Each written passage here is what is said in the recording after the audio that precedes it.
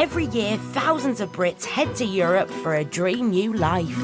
To a dad, that is just pure pleasure. This is heaven on earth. But sunshine and scenery and a great lifestyle need to be paid for. My bank is empty. We've got nothing left. So to fund their fairy tale, get your little fishy when the boat comes in. brave Brits are taking the plunge and going into business.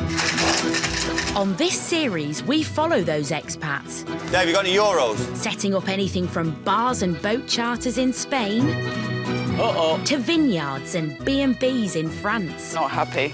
Not happy. But will they flourish? We're going to do it, we must do it properly. Or will they fail? Money doesn't grow on trees. It is life or death. And can they really make a life in the sun pay? Fans broke down. You are joking. It went bang.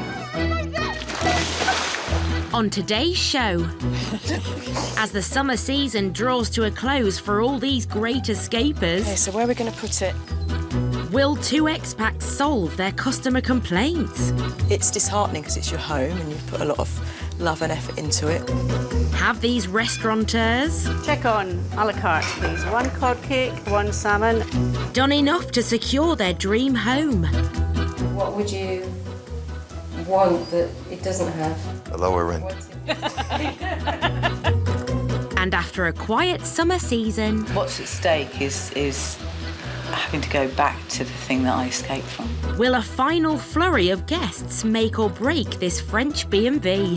The reality has then dawned. Somebody physical has turned up and I've had to sort of get going and I wasn't ready.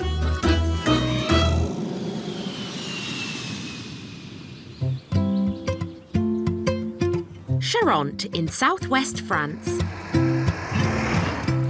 Sitting in the heart of the country with Bordeaux to the south and Paris to the north, it's rustic France at its very best. The scenery is spectacular, with stunning sunflowers, the emblem of southwest France as far as the eye can see.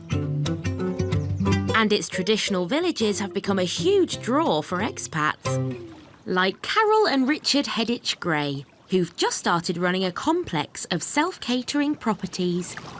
Yeah, we are extremely happy, aren't we? I already feel that it has had a positive effect on mental well-being and then, as a result, physical health. However successful you are and however hard you work for it, it's actually going into your pocket, so you're doing it for yourself. So it's really, really rewarding. Carol and Richard ploughed all their life savings into this former schoolhouse and have worked round the clock to turn it into a self-catering complex, including the schoolhouse, another building and a pool. But after a successful start in July... Oh, look at that. That's for you. Wow. That's amazing. It's now August and Richard and Carol are hosting a house full of guests, but they've had a few problems. Okay, so where are we going to put it? So we've currently got 2 families taking the whole house. Unfortunately, it hasn't been a smooth week because we've had electrical problems. There have also been complaints about uncomfortable mattresses and thin curtains. It's been an unfortunate catalogue of errors and events that have just culminated into, a nightly doorbell. So they're now drying out the soggy mattress and turning their attention to the uncomfortable one. Came up with a solution. We have offered some spare duvets to put on top of the mattress to soften it, and that seems to have done the trick. Fortunately, the curtains have been able to be changed. Curtains we have in there are typically French. We don't have light pollution here, so we don't ever draw curtains in France, but it's a valid point that maybe we do need to consider offering either a second curtain or a blackout or something. Richard and Carol are hoping their efforts will make all the difference. We don't want people to say they've had a lovely holiday when they haven't, because, we have to get it right. And they're the people staying there. We haven't slept there. I haven't slept in that room with the light curtains. Maybe I wouldn't like it. So it's really important to listen to our customers and get the product right. We've had various issues and problems and they've been so accommodating and sorting those out. Yeah. They have a really more, professional attitude. Yeah. Whenever we ask them, it's not a problem. think they've got a lot right. There's large communal spaces, which is superb. The veranda's fabulous. But we certainly are glad that we're one group in this big house. Just, it might be a little bit noisy if you were sharing with somebody else.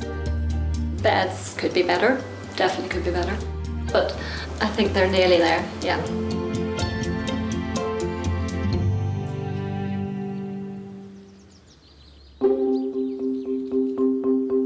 It's the morning of checkout and the guests are getting ready to leave.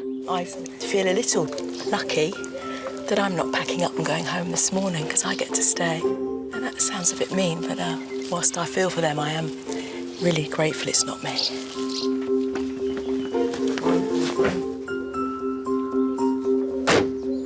Carol, can I leave it? You can, thank you. Excellent, thank you. All right, Richard, thanks for all your... All that's left now is to check out the feedback forms. Take care, safe journey. And see if their changes have made a difference. I'm not reading anything that I'm surprised by. What I'm reading is exactly what I expected. What this is saying is that noise travels, so maybe we could use rugs to help the noise pollution. So what else? Unfortunately, the pillow quality apparently is poor. The curtains are mentioned, which we knew would be, and the mattresses, so all the things that we've discussed during the stay, so that's fine. So after a few teething problems, Richard and Carol should be able to get things back on track. With it being our first year, it is a big learning curve. We knew we weren't going to be perfect this season because we only had, 8 weeks to get ready, and we were against the clock and there was a lot to do. So we knew there were parts that we weren't able to perfect, and it was sort of winging it a bit this season. I guess you get to the end of the season and you just think, OK, let's work on the ones we can work on and put the other ones down to experience. Hopefully the rest of the summer will bring a string of satisfied customers so Richard and Carol can carry on living their dream.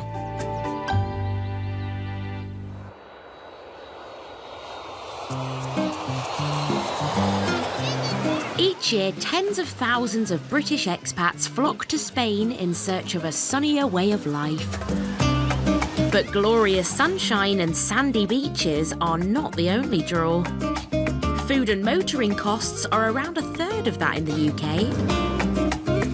Something Dundee chef Steve Hyatt and his wife Alison, who've been living here for 8 months, are taking full advantage of. It's about a third cheaper, which is quite significant. And some of it even more. When we can stop and have a coffee somewhere at Chungita for a couple of euros or something, it's like 3 or 4 quid a cup of coffee in the UK. Your weekly shop is so much less, It's just incredible how much cheaper it is. For 6 months, Steve and Alison have been running a seafood restaurant in Mijas Costa. Costa has a new jewel. But then a blocked drain at the height of summer forced them to close at what should have been their busiest time. Nightmare, absolute nightmare. But after a deep clean and an expensive repair bill, Steve and Alison were able to reopen and make up lost ground. It's the only time I cried. It's like, I just thought, what else can go wrong? What else? Touch wood, nothing else since. Check on a la carte, please. 1 cod cake, 1 salmon, 2 tuna. The bookings and satisfied customers kept coming throughout the summer. We've done better than we expected. And we've obviously added the expenses, which have tore a little bit out of it. But yeah, we'll be fine. We'll be fine. So now, feeling they're back on track, Steve and Alison are considering putting down firmer roots. They're looking for a luxurious apartment they can finally call home. We're able to afford now to pay a little bit more because the Blue Barley's done quite well this year, so we're very, very pleased with the way it's gone. Long may it continue. Renting a property in Mijas can be great value for money. Prices start from as little as €500 or £370 a month for a 3-bedroom apartment. Today, Steve and Alison are hooking up with an expat estate agent in search of a property near to their restaurant. See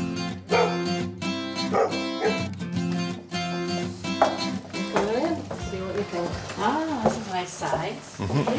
It's in good condition, this one, Alison. Yeah, very good condition.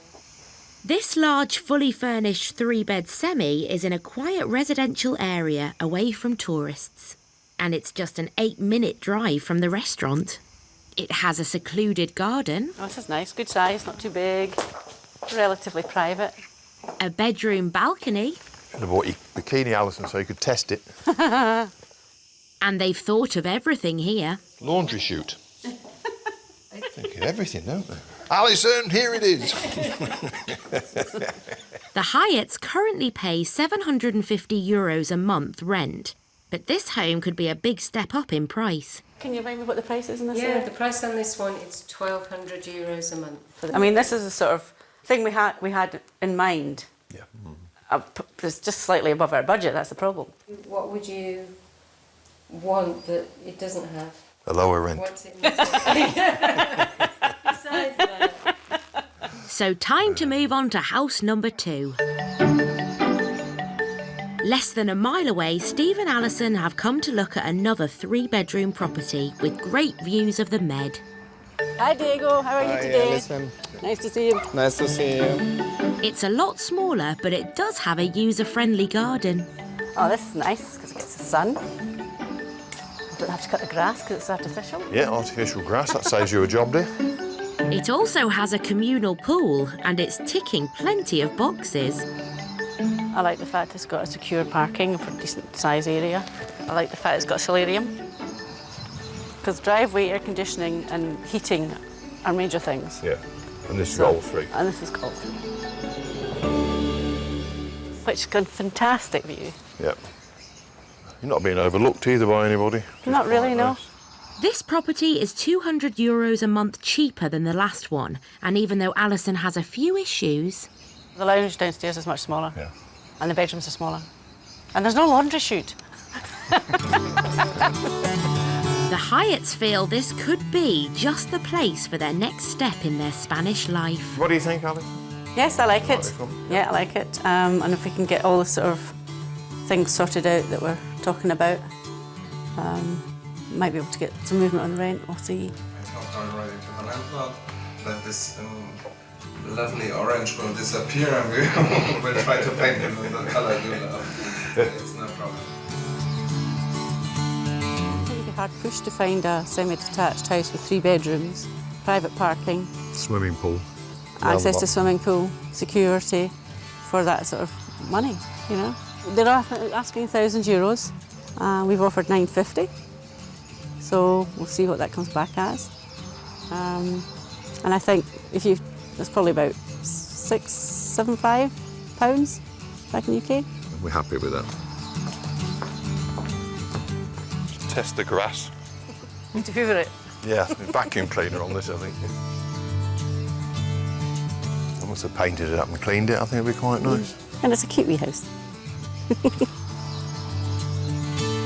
But before they sign on the dotted line, Steve and Alison need to be convinced their new restaurant can continue to fund this lifestyle.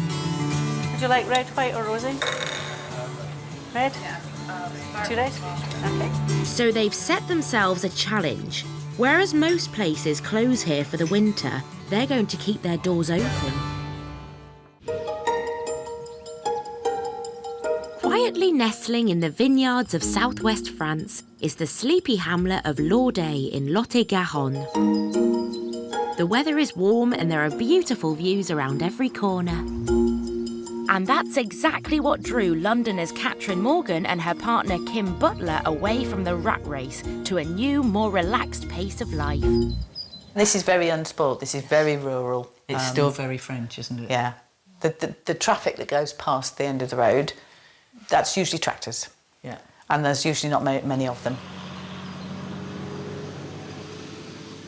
I think as an indication as to how much I love living here is that when I came back after having to go back to the UK and I picked up my car from the airport and I drove, and the first time I saw the sign to the local town, I started grinning and it felt as though I was coming home. And I realised I'd been homesick. I'd been homesick for this place because I feel like I belong here. 4 months ago, Katrin and Kim took over this stunning 4-bed farmhouse with enough space to run a 2-bed B&B. As of 10:15 yesterday, this was my house. But it hasn't sunk in yet. The property includes a separate barn, which they're turning into a holiday cottage. It's now September and work is progressing well. We are 3 months into the build and the original estimate was 6 months, so we ought to be about halfway through. But what the builders did say is that the first piece of work seems to go really, really quickly and you see lots and lots of things happen, like walls being built, so it starts to take shape. And then the last 3 weeks, it seems like really slow progress. We're about on schedule, and where we expect it to be. Well, Yeah. Sometimes with these sort of jobs, you hit really nasty, unexpected problems, and so far, we haven't hit any. Touch wood. We haven't hit anything like that, so that's always good. So there'll be a door and a little space here for coats and things to coat back, and then there's be units here on the floor and the wall. And then here will be the sink. Upstairs, there will eventually be 2 bedrooms and 1 bathroom. The floors are now down and the walls are up. And then open another door here, and here is the second room. second bedroom. 2 singles in it, yeah? 2 singles. Which we can... Yeah, and I think that the singles should come out from this wall. I'm just looking forward to that staircase going in there. Yeah. I'm just trying to visualise it with that oak staircase coming up, and then it's got a handrail in oak. While she's been overseeing the build, Katrin has also been trying to get the B&B off the ground. But despite marketing the property with the tourist office, she's struggled to get bookings. What's at stake is having to go back to the thing that I escaped from. Would be having to go back to living in the UK. I don't think I could do it. I don't want to do it. But now things are finally on the up. Today, Katrin is hosting her first ever guest. He's a Dutch labourer and staying at the B&B while working on a nearby farm. And at the end of a very quiet summer, it seems Katrin is on a roll. I've just had a notification on my phone that I've got a new booking tomorrow. So just as Gilbert, my first guest, goes, there's another one coming in. And that means her social life is going to have to take a back seat. I've got a whole heap of stuff to do tomorrow because we'll have to do the room changeover quickly, and we've got that meal, we've got lunchtime. We're ladies who lunch tomorrow. It's okay. You've got the clean bedding, you've got the clean towels. All we have to do is clean the room. Potentially you're going to have to cancel social things that you might have planned. I suppose it does get in the way of being able to have a social life. It's early morning. Katrin is preparing breakfast for her first guest. Since coming here, so for 3 months, I've been very much at my own, under my own steam, having to work out what needs to be done. The reality has then dawned. Somebody physical has turned up and I've had to sort of get going, and I wasn't ready. So he's got a plate for his cereals. I've got some homemade jam, I'll bring some of that out. So he needs coffee, I need to bring the cereals out and warm the pastries up. And there's some added excitement for Katrin. Give him a bill. Get paid for the first time. Good morning. I want coffee. Give it about 5 minutes before it's done. Gilbert has paid €50 a night for his stay. So does Katrin's first guest think he's had value for money? Well, is it goodbye? You want to pay me? It's lovely. I like it here. It's very quiet. You can see the mountains and the weather is very good. Thank you very much. And thank you for being my best guest. Yeah, I hope I came back. No, it's all new for them, I know that. But it's good. I do not expect any more. Gilbert was ideal for the first guest, and I did say to him, "You've been my best guest," and I don't think he twigged that, you know, best guest was, well, he's been my only guest. And he said something about, "Oh, I hope to be back next year and see lots more people here," which was a nice thing to say.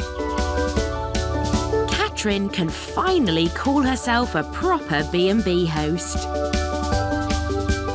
It wasn't like having a formal guest. It's not like being in a hotel. It feels like you're welcoming somebody to your home because you want to know about them, because you're interested in what they're doing, and then when they're done, they go. But there's no time to rest. It's all hands on deck. Just check he hasn't left anything behind in the wardrobe or nickel coat hangers. Because in just a few hours' time, the next guests will arrive.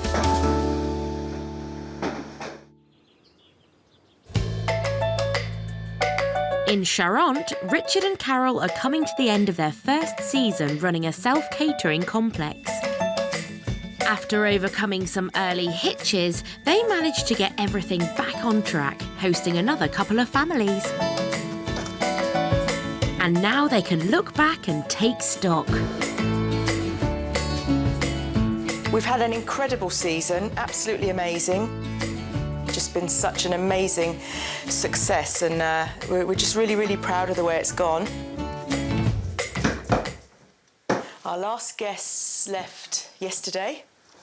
Bit of a slowdown now, which is excellent, and I sort of look forward to the winter and getting things done in the gîtes, and then for next summer. Bookings are already coming in, so it's looking good. It's looking good. Today, Richard and Carol are going through their end-of-season figures with their tax accountant to work out their financial position.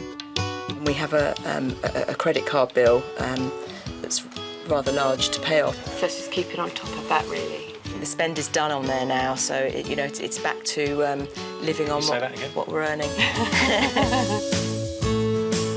Spending and running out of finance wasn't a concern for you at all, was it? No. But I don't worry. It didn't worry me at all. It worried you a lot. Carol's just gone along with the Marigold Hotel belief of it'll be all right in the end. If it's not all right, it's not the end. Richard and Carol have had a good start and love their life here, but the move has come at a cost. It is a sacrifice, leaving behind. I really struggle to talk about it, actually. The benefits are here. The sunshine. I can't actually do it. Saying goodbye to my family really hard, and it's been tough. It's worth the sacrifice. I wouldn't change it. Between them, Carol and Richard have 4 children, and they've been back in the UK all summer. Anybody who is a parent, a loving parent, would understand that leaving your child or your child leaving you, doesn't matter how old they are, it's heart-wrenching, it's very painful. So Richard has a top-secret plan in store for Carol. Today's a very big day, surprise happening for Carol. Now we've got our first week off without guests. We have surprise of one of her daughters is arriving. Is it all right if I can check with the guys and give you a call when they're ready? Got no idea at all. I felt pretty awful sneaking off to make phone calls and receive texts for the last week or two. But hopefully it'll all be okay after this morning when she realises why. Richard's, I don't think I'd use the word romantic. He's incredibly thoughtful. Incredibly thoughtful. Carol's going to be extremely shocked, and I think she's going to be absolutely blown away. Yeah, just come straight in. All right, thanks ever so much. Thanks, bye. Okay, the call is made. She's on her way.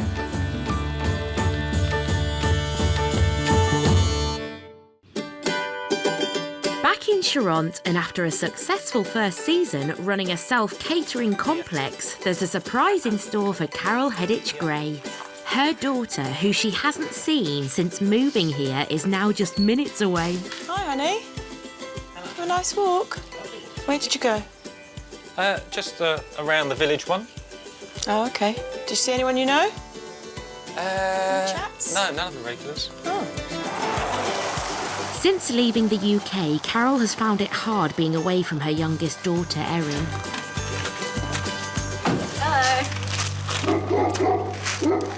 That's the dog barking. Somebody must be here.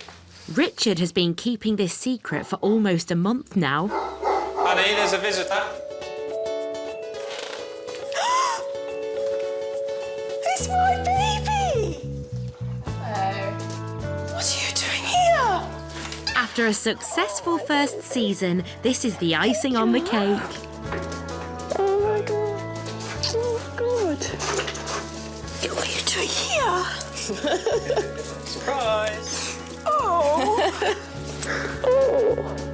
Oh, you shouldn't do this to me. Is that hard to keep secret? Very hard. Very hard. Did you genuinely not know? Oh, no. Come on, you. Naughty girl. You're not meant to do this to me.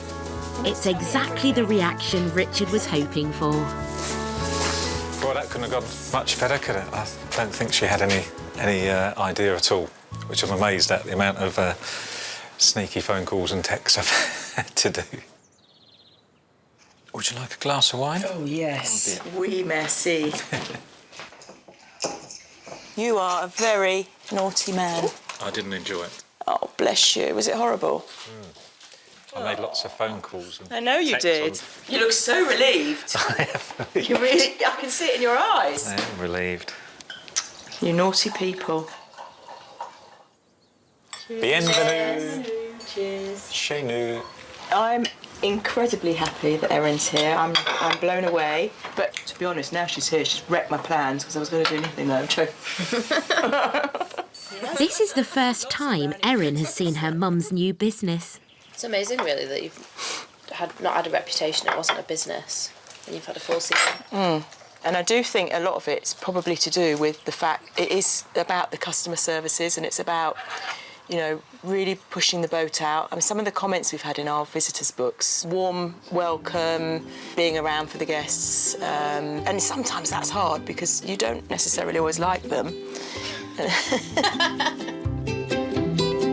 Richard and Carol put everything on the line to follow their dream of a life in France. And now, 3 months after opening for business, they're already taking a flood of bookings for next season.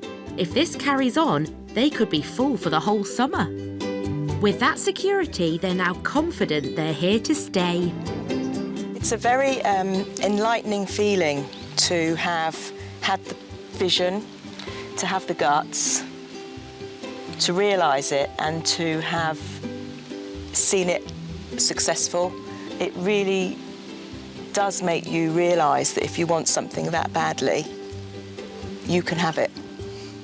Can't you?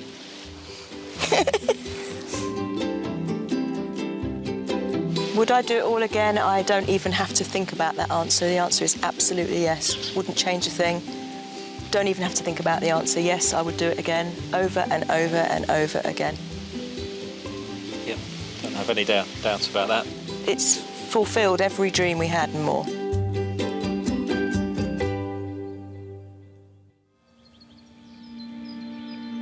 In Lourdes, Lot-et-Garonne, Catherine Morgan is eagerly awaiting a big booking at her new B&B. So this evening actually represents quite a significant milestone because I've got both rooms booked and they're fully occupied, which on the face of it sort of feels really quite successful. This is the part of the job I hate. This is so boring and so mind-numbing, and I can't see how anybody can find domestic work fulfilling. Despite hating chores, Catherine's determined to make her B&B guests feel at home. So I provide water in the glasses and a little bowl of shampoo, shower gel, body lotion, conditioner and soap. OK, we're done. The room looks perfect. But as time ticks by, could all of Catherine's efforts go to waste? The other thing that makes me slightly concerned about this particular booking is that I contacted them and I've heard nothing back. So that makes me slightly concerned that, you know, it's a booking that was made that may not get honoured. With a slow start to bookings, this is not good news for Catherine.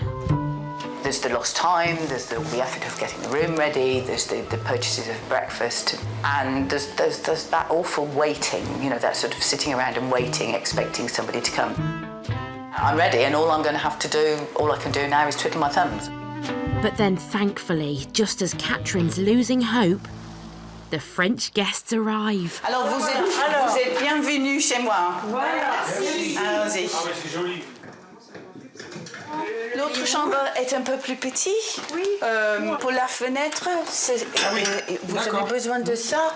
C'est un peu dur, mais oui, on le ferme comme ça. Et le salle de bain est ici. Oui, c'est sympa.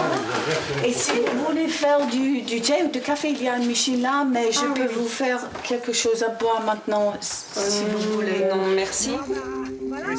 They were worried that they would come here and not understand an English person who was running the place, but they understand me, and most of what they talked about I understood. So far, so good. Her guests seem impressed. But in the morning, Catherine has to prepare breakfast for a house full. She's about to find out whether she's cut out to be a B&B host.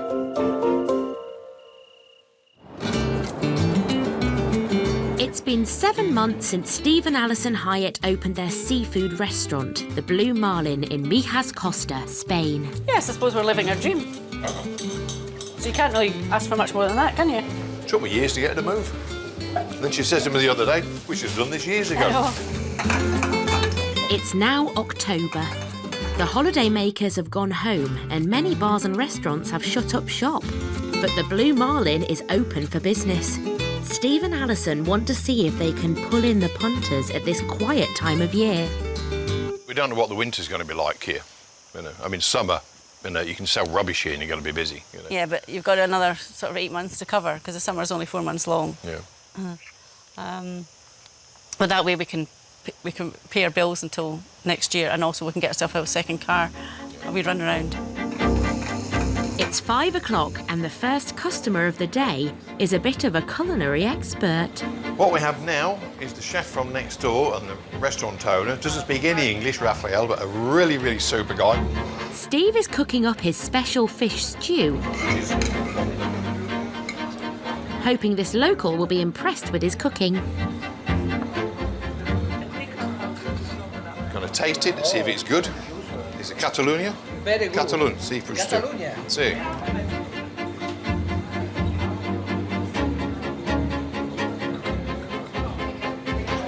How's that? Muy bueno. That means it's very good. It's very good. Because if it was rubbish, you'd tell me. And following Raphael, things are looking good with a steady flow of customers. Good evening. How are you both? Nice to see you. How are you? I'm very well, thank you. Good evening, Pamela. How are you? Keeping Steve busy in the kitchen. Check on early bird. Only one starter, a parfait, and then a ribeye steak medium rare and a salmon, please. But he wouldn't have it any other way. My quality of life's far, far superior. I don't work so many hours.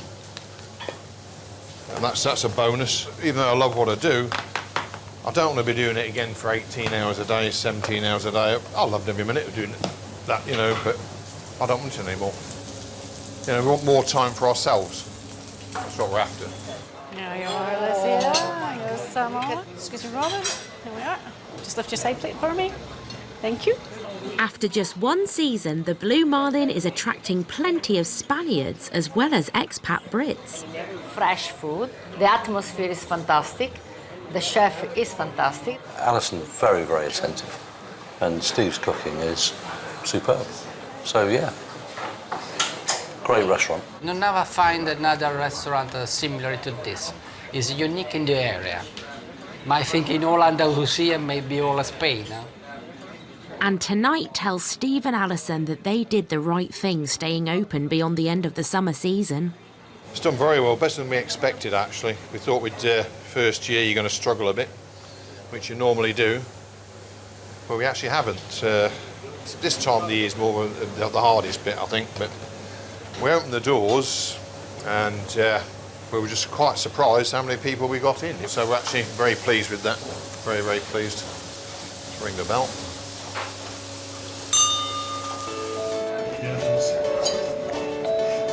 We've now got repeat business, which is very, very good. We're already full for Christmas Day. Onwards and upwards, we hope. And with this number of bookings in the diary, Steve and Alison know that the Blue Marlin is a real hit and they can continue serving up their dishes all year long. It's difficult to put into words, quite frankly. It really is. We're certainly much happier here without a shadow of a doubt, you know. It really, really is good. I'm not worried about the future. I don't see me being anywhere else now apart from in Spain. So I've got to make an effort to learn the language. To live your lifestyle in this sort of environment's great. Yeah. You've only got one life, and if you don't live it, awful, yeah. I mean, it's just... there's so much to see and do, and it's great, yeah. I mean... Thankfully, not everybody has the same, otherwise we've been awfully crowded round here. Yeah, it would be, yeah. Yeah, it's not that good here.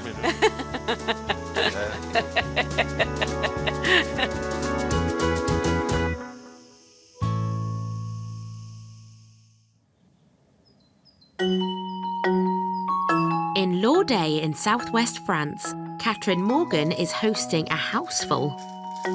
She has 4 people staying in her 2 B&B rooms, and now she has another challenge, making breakfast for them all. Bonjour, Catherine. Comment ça va? Ça va? Hello? Bonjour. Bonjour. Bonjour tous. The little breads will be 5 minutes maximum. And in the meantime, we're going to make English tea. They're going to have English tea with milk. We talked about having English tea last night, and I just thought it was a joke, but they've decided that they're going to have English tea. So, Du café, si vous n'aimez pas le thé ici, ça c'est la confiture de la maison en figue. Et ici il y a les petits pains. Vous êtes une vraie mère. En fait, la table est trop petite. Chez nous, on fait nous-mêmes. On n'a personne pour nous servir. Ah, c'est ça le problème. C'est là toute la différence. Ouais. Nous goûtons le service. Allons-y alors. Bon appétit. Merci. So it looks like Catherine's new B&B is a big hit with her guests. Très agréable, très confortable. Une belle décoration aussi. Hein, c'est Bon, tout est... Hop là, très calme. On met 10 sur 10. Surtout. After a very slow start, this final feedback has made Catherine realise that she's in the right business after all. this isn't the end. This is... I'm still really at the beginning. I've only had people coming for a month. Being here is definitely my dream come true. And as well as success with her B&B, Catherine's second income source, the gîte, is also coming along well. I think what's really exciting about here is the kitchen. The lighting's in, the hob's in. This room is virtually there. Oh, I haven't seen them before. Yeah, very nice. And upstairs is also taking shape. I've gone for very clean and simple lines. I've had to work with what was here. So these beams, we could have hidden them, but I thought they were so beautiful. I said to Kerry, can we have a go at cleaning these up? So this is the original oak beam. This gîte will be ready to take guests next season, and Catherine is hoping it will seal her future in France. You can can see how each room is going to be and how the place would work with visitors. So this is almost, this must be what it's like, you know, running a marathon or something, and you can see the finish line and you go, you know, that actually, yeah, that really important thing that I'm trying to go for, I'm nearly there, it's within my grasp. And this is the whole key to me being able to live here. So all in all, it's been a good first year for Katrin, and she's able to look forward to a future in France. Hopefully next season, with the sheet going and both the B&Bs up and running, it should... might be full to busting. Might capacity. Be, yeah. And wait for Christmas to have a rest. Well, who knows? You might even have people at Christmas. Yeah, keep my fingers crossed. And if the bookings keep on coming, Kim should finally be able to give up her job and make the move too. This is very much Katrin's dream. Having said that, I love it here. I knew this was our house as soon as we saw it, and I really, really liked it here. What I didn't expect is in that 2 weeks that we spent moving in, that I would grow to love it quite so quickly as I did. The travel's a bit of a slog, but you know, when we get here and we're coming back up the drive, it's, yeah.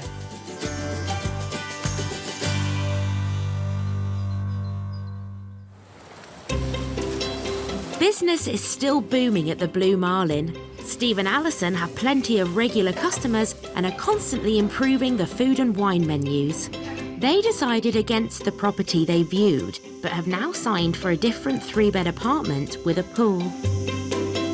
Katrin and Kim are completing the finishing touches to their gîte and planning to build their own pool ready to welcome guests. With 2 new additions to the family, Kim is also seriously considering making France her forever home. And as they enter their 2nd year in France, Richard and Carol have bookings from the start of the season and right throughout the summer holidays. They're now concentrating on paying off that credit card bill. Next time, another set of great escapers hoping to make a living in the sun. A whole family swaps London for rural France. But will their business open on time? The doctor told me not to do any building work at all for 4 weeks. I just think I might have misheard him. You're organised for a change. Absolutely, Karen. 2 best friends take on Spain's busiest seafront. Everything that I've got, it's gone into this bar. We've got to make this work. Can they beat the competition? Come on, come in, have us. You want to try? Nice cold drink. Yes, come on.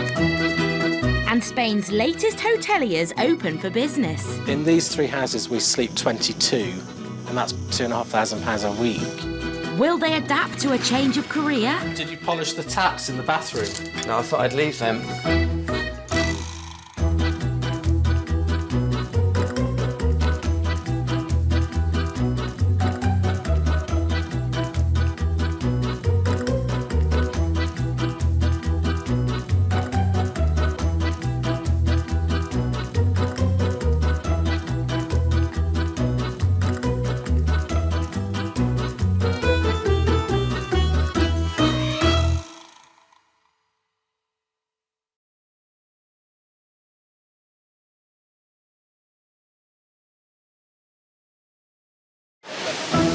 It's a dream chased by thousands of Brits each year. Number 1's the weather. Heading to Europe to set up new lives and businesses in the sun. Are you ready? They're seduced by gorgeous scenery. It's just about the space out here. There's so much space. Year-round sun and a better, cheaper way of life. Our living room in London, you'd fit in 4 times. But how easy is it to turn the dream into a reality? Money's dripping in and flooding out. In this series, we follow those expats as they say goodbye, Blighty. I think I'm full. And begin their new lives. Setting up bars and restaurants in Spain. That's what we're talking about, girlfriend. Gîtes and B&Bs in France. Totally and utterly out of my depth. When nothing is ever as simple as it sounds. It's probably not good for my blood pressure, yes. It can fail, but it won't fail. Not if I've got anything to do with it. On today's show, a wannabe captain has to learn the ropes. Roger, pull it in. Pull the rope in. A little bit short-tempered. Started to swear at his crew. Can he make the grade? Not doing very well, are we? No, we are not. The vineyard opening a pop-up restaurant. Trying to get this knife in, and I'm trying not to slip because it goes straight through my hands. Where there are some first-night nerves. They are trusting me quite a lot. Obviously, it's their reputation on the line, and we really want to impress them. And two French B&B owners host a Mad Hatter's tea party. We found out who stole the torch! But will Alice in Wonderland actually turn up? I didn't realise it was going to be so bonkers.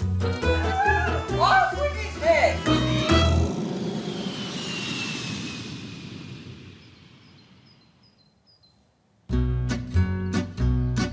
The Dordogne in France. 9,000 square kilometres of unspoilt beauty, where rivers wind through chic towns and quaint villages, where spectacular countryside and exceptional scenery are the norm. The landscape is dotted with hundreds of chateaux. It's a region known for its friendliness and a laid-back lifestyle that is the envy of the world. Joe Gell and partner Alice Barnett moved here 8 months ago and are now running a successful restaurant and B&B with a king, 2 doubles and a twin bedroom. I love France and I absolutely love living in the countryside. I woke up this morning and I drove down to Vertiac and it just looks like a postcard. And sometimes you forget to think how lucky you are. No, we think France is amazing and we're really committed to being part of the community and we learn French and we speak French. I love it. But although their fledgling business is doing well, they're still not making enough money. So they're planning a novel event to bring in customers on Mondays when every other restaurant around is closed. If we whack the tables together, then let's see. Let's see how long now. Yeah. They're planning a sumptuous feast, but this will be no ordinary dinner. Right, enough. Later today, the couple are holding a Mad Hatter's tea party based on the story of Alice in Wonderland. And they're going all out to put on a real show. If anybody turns out expecting a normal dinner service, I think they might be a little bit baffled. Friend Pete, who'll be starring as the Mad Hatter, has been handing out flyers in the local town. And now Joe and Alice are expecting a full house. We've had loads of people book in over the last couple of days, so we're now up to about 35, which is perfect for us. At €25 a head, they're hoping the party will be profitable and that they'll be able to roll it out throughout the summer. Always a little bit nervous as to how it's going to go, because it's our first time, and so I think this thing hopefully it'll progress over the summer, and we'll get better and better, and sort of put new ideas in and stuff like that. For today, it's all about the weird and wonderful. So Joe has come up with a rather unusual menu. Pink onions, yellow courgettes, yellow raspberries, a carrot. Really, really pleased with all the produce I found this morning. We've got everything in the wrong colour, which I think is great. We're sort of doing grown-up party food. I was going to get blue potatoes, but I sort of drew the line at that. Thankfully, this culinary capital of France is perfect for picking up such unusual produce. And with a hog roast already cooking outside, it's all systems go. Yeah, once I get that produce in and we start working with it, that's when I get excited. And actually, even though we've got a lot to do, and we do really, really have a lot to do, I actually feel like it's going to be good and it's not going to be an absolute shambles. And they're not just relying on the food tonight. As well as Pete, the Mad Hatter, there's a rather obvious role for Alice. We're trying to look for Alice in Wonderland costumes online, and they were all either massive floppy dresses or children's or a little bit on the risque side, which I really didn't want. So I ordered one, and then it arrived this morning. And everybody saw it arriving, so I can't pretend it's not him. But at least the Mad Hatter's here. Ah, it's Pete! When you think you've got everybody. And former actor Pete has a script all worked out. Everybody, follow me. Let's wake up the Mad Hatter. Ooh, OK. Go down here. Knock the door. And so then you turn around to the people and say, wake the mad hatter up. Come with me and we'll go on a walk together. But this Alice just wants to run off in the opposite direction. Oh, dreading it. I wasn't really expecting the, performance. He knows how much I hate it. He's dragging me into his show now. And I don't want to do it. Off with his head! I didn't realise it was going to be so bonkers. I want to go and hide. Now I need the other 18 jam jars. The guests are just minutes away. Joe and Alice are still preparing starters and have to lay the tables. Will they be ready on time? And we literally have 10 minutes to sort this out.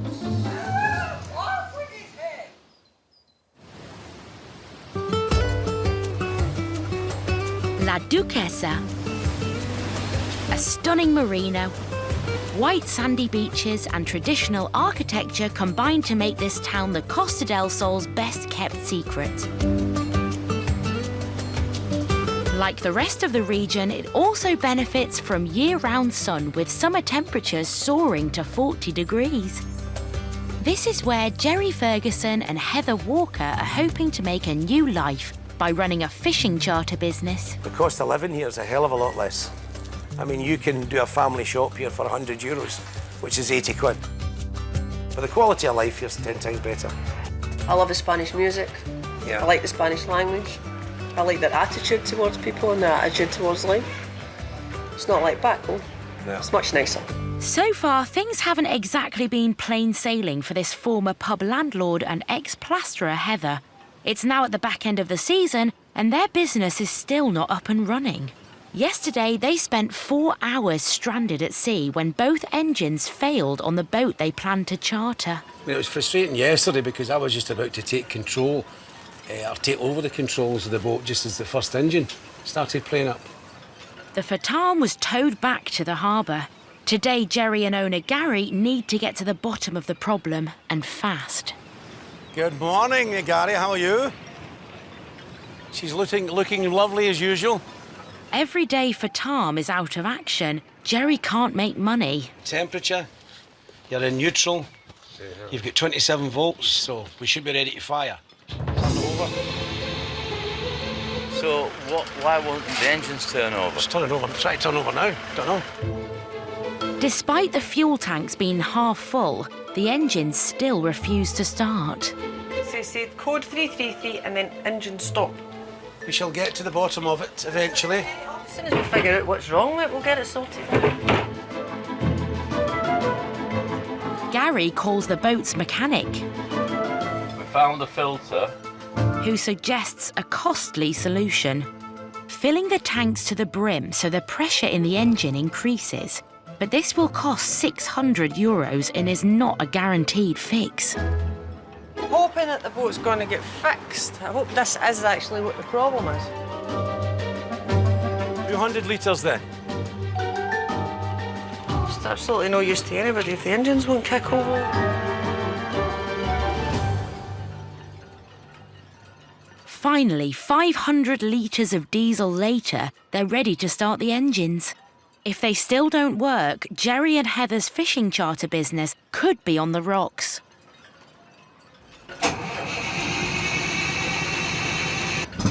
Oh, listen to that. She works. Oh. As soon as the pressure built up in the engines, it could drag the fuel through. And once that started, that was it running fine. Good news for Jerry, but now Gary wants to make sure that the rest of the boat is ship-shape and fit for purpose. Onwards and upwards. This is an impressive thing to see. A week later, and the boat is hoisted out of the water for an inspection of its hull. What does the boat weigh, Gary? Is it 28 tonne? No, it's about 34. 34 tonnes, which it takes a tonne of fuel and another tonne of water. So it could get when it's fully loaded, It's not bad for a 40-year-old boat, is it? It's quickly obvious that there are some repairs to carry out, meaning another frustrating delay. But it's in Jerry's interest to get the Fatam back on the water as soon as possible. So it's all hands on deck. This is anti-fouling and paint. It's a mixture of both. So it stops the organisms growing on the hull. And this goes on, put 4 or 5 coats of this on. Big boat. And while Jerry and Gary concentrate on the painting... It's got potential. Got potential. Picasso. I don't know what for, but it's got potential. Heather is heading over to sort out the essential legal documents to get the business started. She's away to the global Nautical, the place in Estepona, to try and hurry them up a wee bit about getting the paperwork through. The quicker the boat's making money, the better for everyone. Things are slowly moving forward for Jerry and Heather, but it's already August and the money-making window is about to close. It is getting near the end of the summer season for tourists, but I still think the boat will be busy enough because we're going to advertise it enough. When I get involved in a venture, I get very personal with it.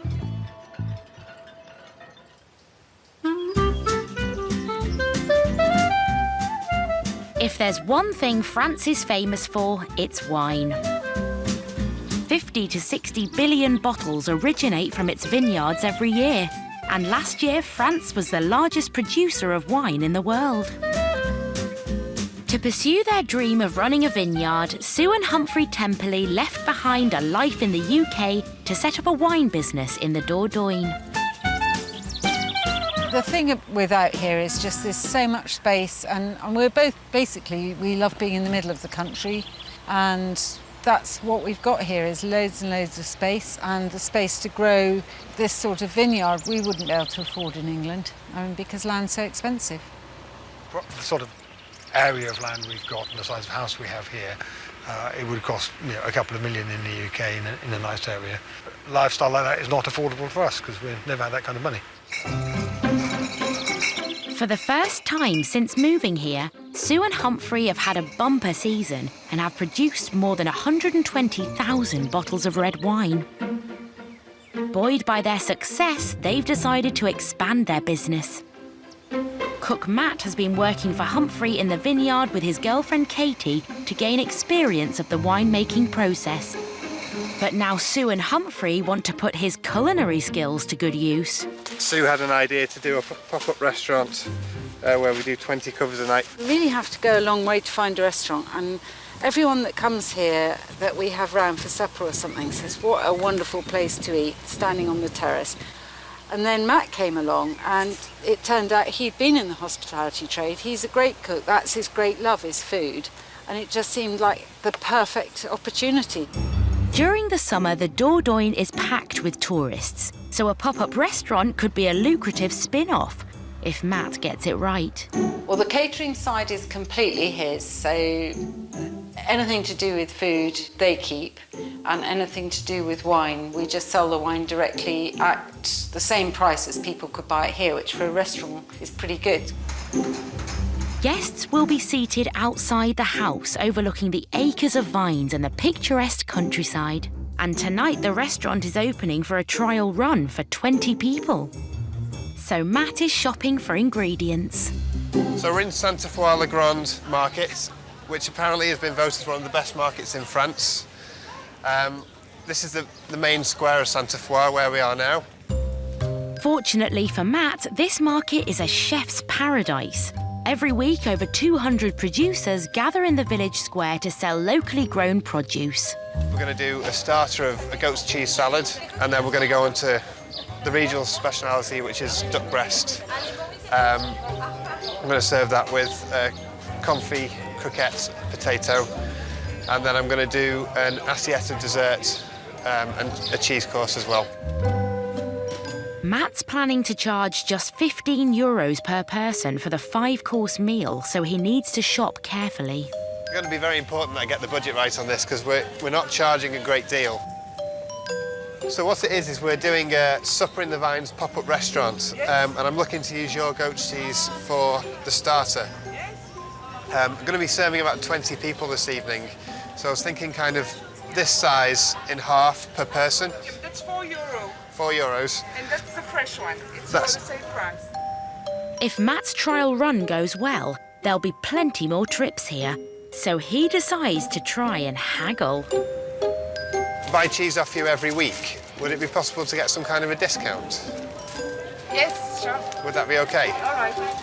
It's up to you, but yeah, that would be great. I can make 10%. That'd be fantastic. Thank you.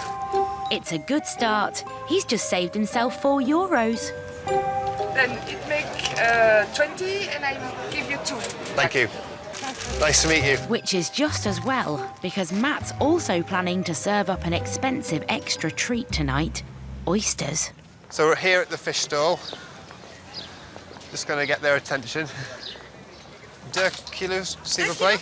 Merci. Je ne suis jamais allée en Angleterre. 2,7 kg. Je laisse. I think she was saying slightly more. Oh, we're going for 3 kilos.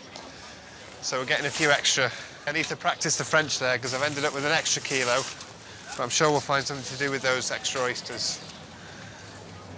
Merci. Merci beaucoup. Merci. Au revoir. So Matt spent more than he'd hoped. It's an important learning curve. And it's good practice for me to be able to get the right amount of oysters next time. So yeah, I'll toss up how much we've earned at the end of this and see how profitable it is. And that'll help us set the price for the rest of the summer as well.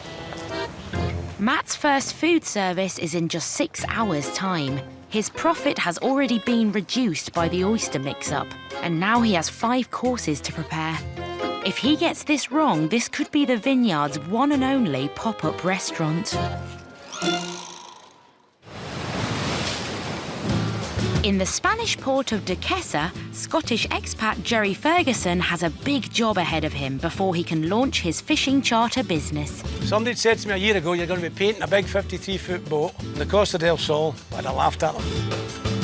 The mechanical issues with the boat Fatam have been resolved, but now it's been hauled out of the water for some repairs on its hull. Jerry needs to get Fatam back in the water before the end of the summer season, because he and partner Heather aren't willing to give up on their Spanish dream. And it is beautiful. Look, and I can see the dolphins from here. The pair pay just €350 a month, about £270 for their apartment overlooking the Med. Basically, you can just see everything. You can see how peaky the sea is going to be, how you can hear it in the morning. Perfect spot. I love it. While Jerry races to finish painting the boat, Heather has another vital task that needs to be completed.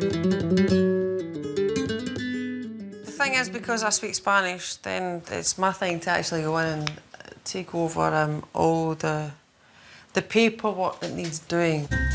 Heather is off to see a Spanish consultant to discuss the best way of legally setting up the business. The Fatam is registered in the UK, and she's worried that that could cause a problem. If you're going to go fishing and you want a licence for the boat, you can't be a British boat and fish in Spanish waters. A licence for the whole boat is only given to anything that's under a Spanish flag, not under a British flag. If they do have to switch to a Spanish flag, it will mean more costs and more delays. Jerry likes to push things forward. We want all this up and running as soon as possible, so for benefit of all. But when Heather speaks with the local consultant, y es de que el barco manteniendo bandera británica permite que cualquier barco de la Unión Europea pueda trabajar aquí en España siempre y cuando o pague los impuestos. He has some surprising news. Any boat that's in the European Union has the right to work here in Spain. So we could get away with not having to change anything. You don't have to put a Spanish flag on it, you can keep his British flag. It's great news. Not having to re-register the boat in Spain has saved them a massive £3,000. All I need now is the paperwork stating how much that he paid for the boat. With their luck finally changing, Heather and Jerry decide to go out for lunch to celebrate. But as Heather arrives in the port... Yeah, I hear you. You're under the boat. Well, this is all locked up. It's got a padlock round it. Jerry's been so focused on painting that he hasn't noticed he's been locked in. He doesn't even know anybody's gone anywhere. Every entrance to the yard has been locked as the Spanish workers have gone out for lunch. It's a very Spanish thing to do. This is a siesta. Drop tools at 2 o'clock and run like the clappers. I think he's probably been working under there and they've never noticed that he was there, so he's gone. They've just gone and locked up instead. Jerry, it looks like you're locked in. Jerry calls the owner of the boat, Gary, for help. I've been locked in. I don't know if that was one of your ploys, you know what I mean? Lock the in.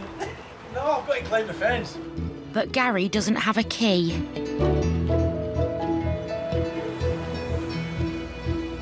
So Heather sets off in search of one. Buenas tardes, mira, soy Paco, que ha venido una chica amiga de Gary y tal, y dice que están encerrados dentro del varadero. ¿Cómo lo hacen? No, ahora a las 3. Gracias. A las 3, ahora. Jerry won't be able to get out of the boatyard for another hour. But I'm kind of enjoying it. I'm going to leave him in all night. Having lost their first boat and then broken down at sea in their second, they can only laugh as their bad luck continues. Help! But they hope it's about to change. You just keep sending food, supplies, water.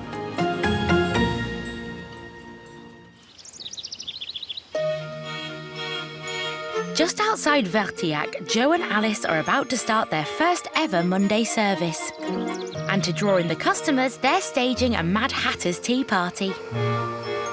It should be a great way to earn extra cash, as most other restaurants in the area are closed on Mondays. But now the guests are starting to arrive, and in the kitchen, it's a last-minute dash to get things finished. Can you send me some drink? Me stuff's through, folks. Just one. Yeah, bring them in. Yep, go. The Alice in Wonderland themed labels have all been written and are ready to adorn the starters. And now it's time for Alice to reluctantly transform into her namesake. Not happy. I hate it. It's hideous. Geriatric Alice is horrible. If you have a Mad Hatter's tea party and you've got somebody here that's called Alice, who's going to be Alice apart from me? I hate it. Really hate it. But on the fancy dress front, it seems partner Joe is getting off lightly. Don't forget your outfit, Sid. Can you tie it on? You won't get it up there. Down there, maybe. No, I don't think I get it. It's meant for a child, I think. OK, darling. Thank you. Show us. Yeah, you're in costume now. I'm very happy, thanks. Outside, the final guests have arrived. Inside, Joe's been preparing pudding. The dessert tonight is a load of tarts. Apricot tartatin. These are going to be jam tarts and also tarts with creme patisserie and some lovely fresh fruit that we got earlier with all the weirdly coloured bits in it. Meanwhile, Alice has had a touch of stage fright.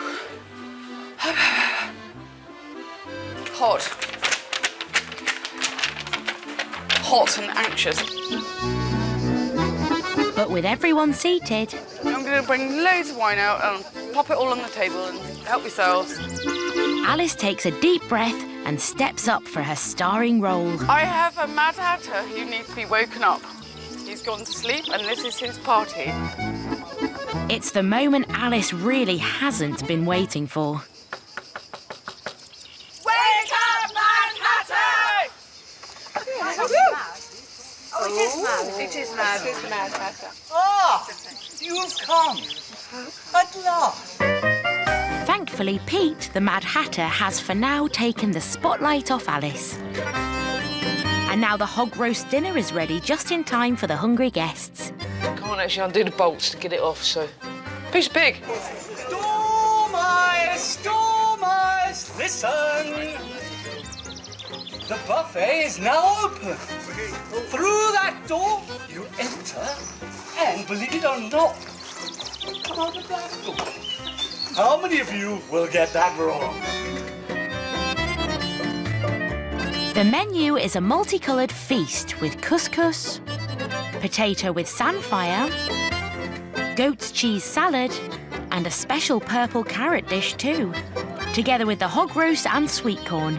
And Joe and Alice's guests are loving it. Some asparagus.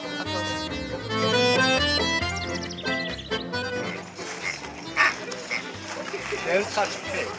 The dinner's gone down well. Time for dessert, and for Mad Hatter Pete to step up again. I think I might have found out who stole the tarts. No! I think I found them. Where? They were just in there. No! We found out who stole the tart! We'll get Johnny Depp next time. No, he's done a fabulous job. Really good. Which is great, because he's been a bit mad behind the scenes. This is quite hard. Doing the theatrical performance and a hog roast, and you know, it's just again we're entering territory that we haven't been in before. I think people are a bit kind of like, what have we come to? Maybe we've shocked a few people tonight, maybe. But with 35 guests, each paying €25 a head, the party has been a success, and it means that the themed evening can be rolled out over the rest of the summer. Unfortunately for Alice. Wouldn't that be nice? If you go to sleep like the real Alice and then you just, all of it's just a dream.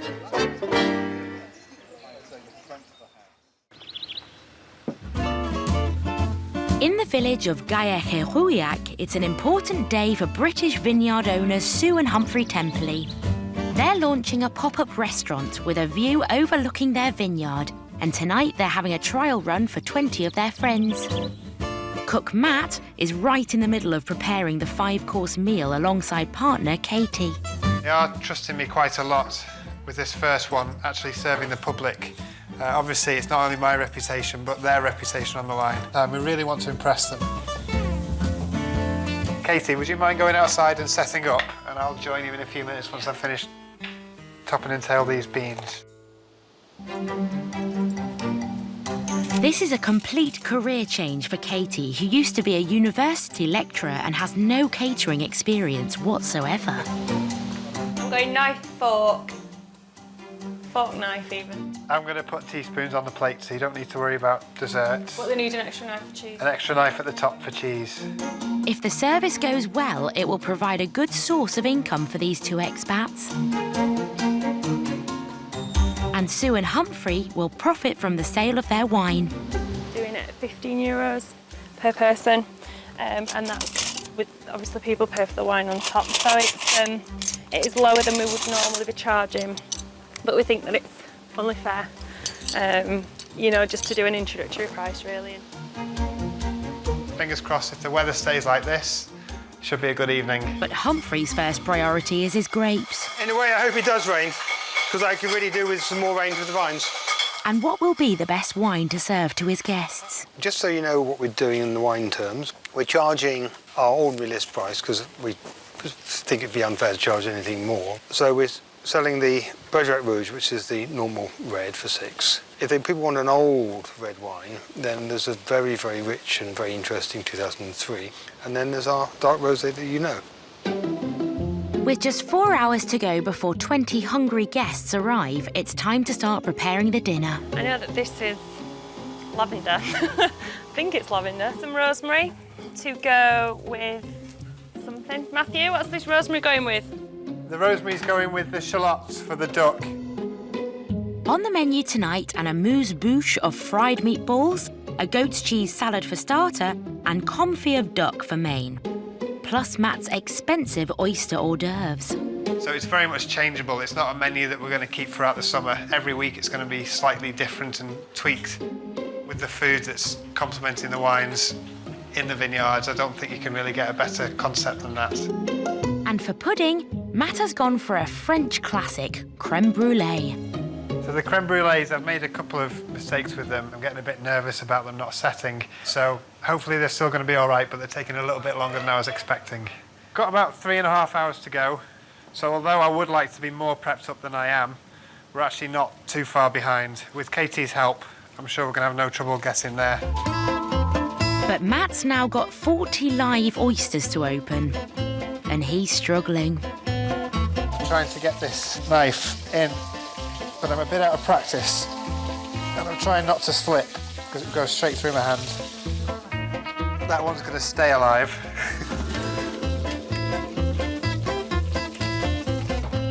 Got that one. Yeah, it's not a job that can be rushed, really. Fortunately, Humphrey is happy to help.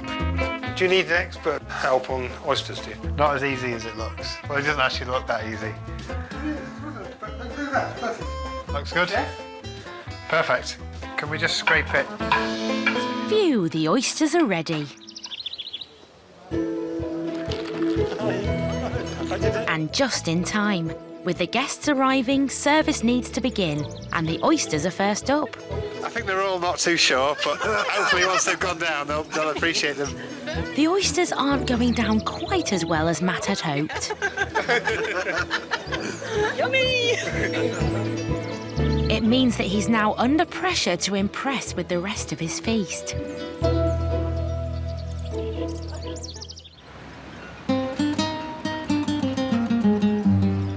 In Duchessa, wannabe captain Jerry Ferguson's run of bad luck had left him locked in the boatyard. Now, having freed himself, he's determined to get his new business back on track. But he has one final hurdle to clear. Jerry already owns a captain's license, but the size of Fatam means that he will have to earn a new license to carry up to 10 passengers. So he's now enrolled on a 3-day course to put all his nautical skills to the test. I need the qualifications to take us a wee bit further on Fatam. There's no one in more of a rush than I am.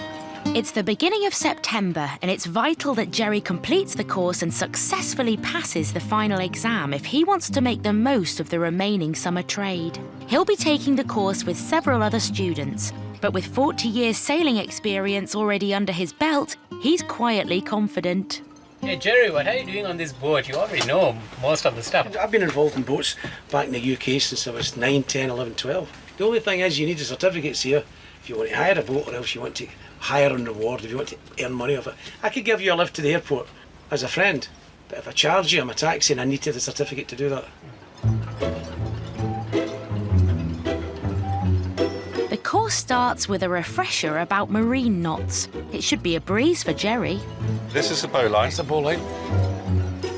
This is either for attaching to the cleat on the boat or a bollard, which are the black posts on the wall. Give us a shot at that. I have never seen that done that way before. Never seen it done that way before. Right, wait a minute. I'm going to get an arse to this, I know I am. Jerry's a little out of practice. Do it again, Phil. This is actually an inverted bowline. Right, what you've got to do, this one here. Get it underneath, no, over the top, and under. The top. Right. That one there. No, around the other side. We can take ones. There. Right through the left. Right. Go. Right through the left. Right through the left, then down. Right, okay, got it. Right through the left, yeah. It'll be teacher Philip who will decide if Jerry can upgrade his licence and take out Fatam for business. As far as he's concerned, the jury's still out. He says he's got a lot of experience, yeah? We'll soon find out, won't we? He seems to be learning a lot anyway, so I think that's the main thing. Well done. When you go into the gear, yeah, just do the click, and that's it. So there's no lag or whatever, yeah? Jerry's next task is to prove he can moor the boat alongside the harbour wall. OK, so your job then is to bring us alongside. Starboard side on. Starboard side. You've got the 3 black bollards. So we want to go in between number 2 and 3. Bringing the boat alongside the harbour requires the collaboration of Jerry's fellow students. But his first attempt isn't going well. Not doing very well, are we? No, we are not. Look at the position of the boat now. And Jerry's frustration is already beginning to show. Roger! Pull it in. Pull the rope in. I shout, I raised my voice. What's happening? I raised my voice. It's down to the skipper to be cool and calm. I did shout twice. And keep the boat there.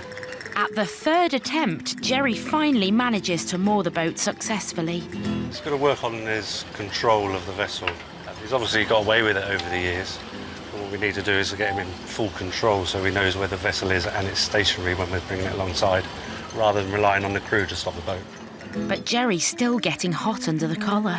Roger! Oh, for God's sake. A little bit short-tempered. He started to swear at his crew. Well, I think we've done remarkably well today, considering. Must try harder. Must try harder. Jerry hasn't exactly shone. There are now only 2 days left for him to make an impression and then a final exam to take. But if he shouts and screams, then it makes everybody else a bit uneasy as well. But so if you can keep calm, then everybody else is calm and they enjoy it. But will Jerry manage to get the licence he so desperately needs? Early days yet, so we'll find out. Day one, isn't it? So it's a huge improvement from the start. So, yeah, we'll see what happens here. Just more precise on the boat, that's all. Finesse. That's all we need. Yeah. Finesse. Finesse. Phil, you have the patience of a saint.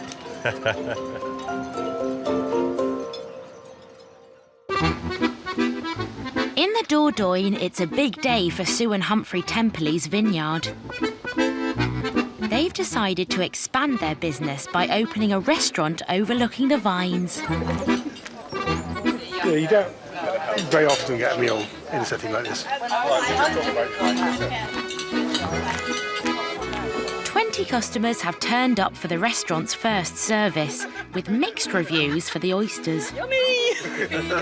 After an amuse-bouche of fried meatballs, Matt serves up his goat's cheese and beetroot salad starter. The starter was lovely, and I mean, the goat's cheese was delicious, but the winner was the beetroot bit, actually. I loved the beetroot with the salad.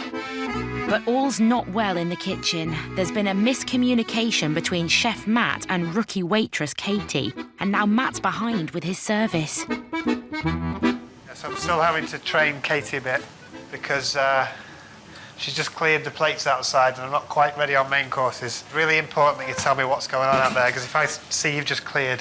Well, I'm telling you. I thought they'd finished. Yeah, the best thing to do is tell me before you do it, and then I can be ready. Luckily, the guests are distracted. Beautiful weather and the views and the atmosphere is unbeatable. And as an added bonus, the weather in England is terrible. After a mad rush in the kitchen... It's very time critical, this, because obviously I don't have any hot lights like you'd normally have in a restaurant, and I want to make sure that everybody gets the food in its best condition. So I just have to go at double speed, really. It's time to serve the main course. Pan-fried roasted duck. We've got a potato and duck confit croquette. Ooh. We've got confit shallot and carrots and peas and a cherry and red wine sauce.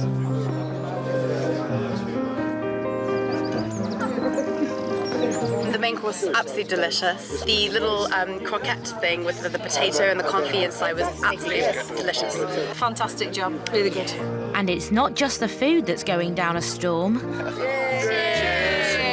Humphrey's had a word with me and he said so far that he's doing well on the wine. I think people are trying lots of different wines, it's really good. From what I can see, there's a good dozen bottles out there, so I'm sure Humphrey will be happy.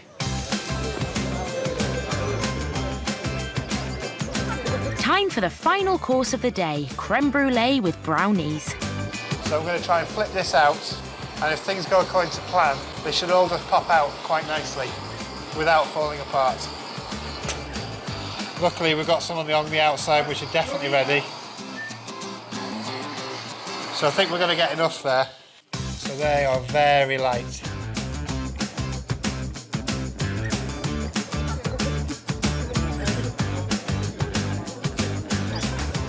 So delicious. Scoring 10 out of 10. The evening has ended with great reviews for the first service. I'm really pleased with how the night's gone. couple of issues along the way, which we're definitely going to learn from.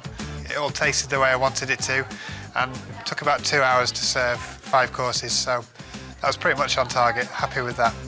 And although Matt blew his shopping budget on oysters, the event still made a profit of €270, a great result. From the starter to the duck, and finally the puddings just blew everyone away. I mean, nobody worried about anything because the food was so amazing, and so I think you should take a big plan. For Humphrey and Sue, this is clearly a viable business plan. And it's not long before the vineyard reaps more rewards. Nice to see you. Good to see you again. We'll come for some more of your fantastic wine. Today, some of the customers are back. The food was fantastic, but the wine is what brought us back. The whole evening was superb. We really enjoyed it. And the Malbec was sold on me, really. Right. It was superb. So we'd like some more if possible. They bought some wine at the end of the meal, and then they're coming back again a couple of days later to restock. That's exactly the model I'd like to establish. This is a great result for Sue and Humphrey. The restaurant has given their vineyard another vital source of income, which will secure their future in their stunning new home. And we've probably increased our customer base by 25% as a result of the pop-ups already, and who knows what it will lead to in the future.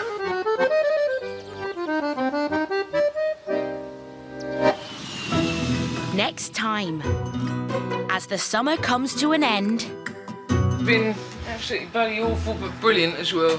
Joe and Alice Clean, clean, clean. I've already mopped the floor twice. face up to some very tricky guests. Run your finger across the top of the floor. It's all right. She's not going to do that, though, right? Does anybody do that, do you think? They do on the telly. Will wannabe Captain Jerry Man overboard! Man overboard. Something to indicate for me, please. get his licence before the tourists go home? You've got to keep you calm. Keep your wits about you. And at the end of a week of hard grafting and spending, we are down to our last couple of euro. Will this unusual B&B get the thumbs up from its first guests? If we don't get the accommodation right, if we don't get the people here, we have no income and we have nothing.